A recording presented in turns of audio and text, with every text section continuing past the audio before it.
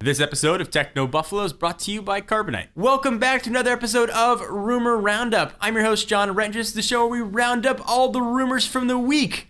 Up this week, we got a ton of good stuff. We got rumors of Verizon's 5-inch Droid DNA making an appearance. Did Apple fire Scott Forstall because he wouldn't sign the Google Maps apology? Forget quad-core, that's so yesterday. 48-core phones and tablets are a-coming. And the Nexus Q, is it a thing of the past? I'm John Rettinger, this is Rumor Roundup. Go ahead and get started.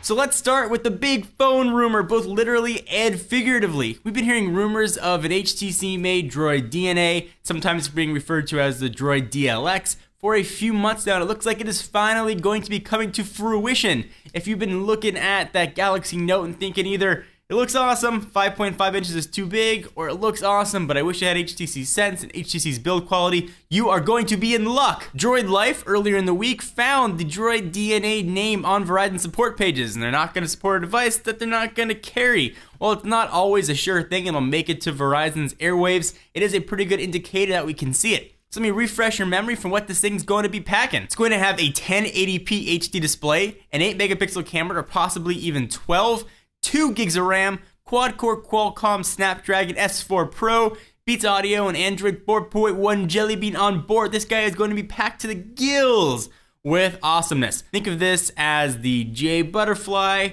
but for the US market. Earlier in the week, Apple announced that Scott Forstall was going to be leaving Apple. Well, technically, he's going to be an advisor to Tim Cook, but that's just code for we don't want you to go anywhere else. So we're going to just pay you gobs of money and stop doing your job. Rumor has it that Forstall, the brain behind iOS, who's the main software engineer behind the operating system, was forced out because he refused to sign the Maps apology that Tim Cook ultimately signed. To refresh your memory, with iOS 6, gone was Google Maps, and Apple unleashed Apple Maps, offering pretty awesome turn-by-turn navigation, but was also met with a great deal of warranted criticism because points of interest weren't there, landmarks were all wonky, or things just weren't working as Apple products usually do. A few weeks later, Tim Cook issued a public apology, and Scott Forstall did not issue an apology. Now, rumor has it that he told the folks at Apple, this Maps application's not ready to go quite yet, but Apple forced ahead with it anyway. If those rumors are true, then maybe he shouldn't have been forced to apologize.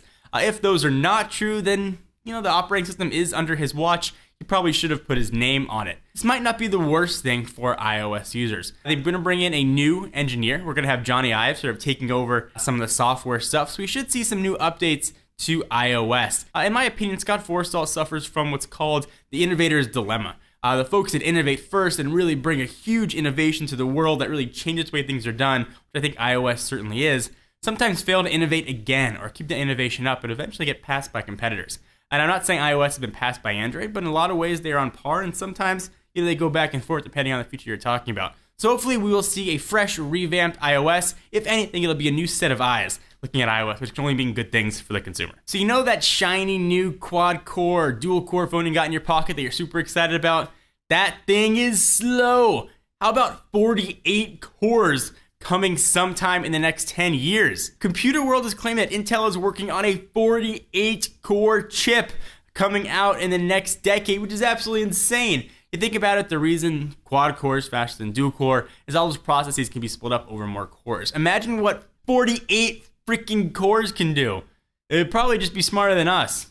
Take over the world, start a company called Skynet, kill us, and it all would be started from like a Nexus phone.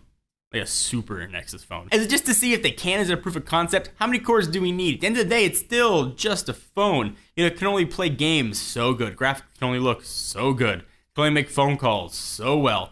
You can only do so much with a smartphone. But maybe in 10 years, technology will change. Maybe we'll have holographic displays and it can be, like we saw in Star Wars, and see Leia pop out of your phone asking Obi-Wan for help.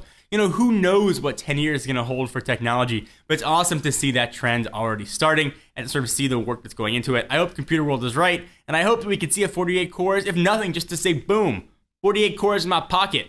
what up now? So let's take a real quick break and thank our friends and sponsors at Carbonite. Carbonite Online Backup is automatic cloud backup for the computer files at your home office or small business. Just set it up once and Carbonite will protect your computer files. No hardware required at all. This is totally software. With Carbonite, getting lost files back is easy. Your employees can even access their backed up files on their smartphone, iPad with the free Carbonite app. Carbonite is the best backup plan for your home office or small business. Start your own free trial at carbonite.com and offer code TECHNO, and you'll get 2 free months if you decide to buy. Again, go to carbonite.com, enter offer code TECHNO, get 2 free months if you decide to pick it up. It's a great way to go. Make sure you don't lose your stuff. So Nexus Q was unveiled at Google I/O, and folks that were in attendance had a chance to take one of those shiny little round objects home, and we were one of the lucky few. We plugged it into our TV all excited and then realized, yeah, it doesn't really do much. Evidently, Google also realized it didn't really do all that much, and they postponed it, and now it's completely gone from the Google landing page. So what does that mean? Is it gone? Will it resurrect itself in another format? I'm inclined to believe the design, that really cool globe design with the glowing LED light around it, will make a comeback in some form, but the Nexus Q as we know it is essentially a way to get all the content from a Google Play Store into television is gone. There wasn't much of a need for it. With DLNA, you could do almost exactly the same thing. There was Google TV. This is very much a redundant product. It looked awesome, crazy expensive, made in the US, but it was absolutely a redundant product. So much as I hate to admit it, probably good riddance, but hopefully that design will somehow come back. So thank you for watching another episode of Rumor Roundup. We're back here every week rounding up all the latest rumors. Be sure to check us out at technobuffalo.com for the latest and greatest tech news, reviews, rumors, and everything else. I'm John Rettinger. I'll see you next video.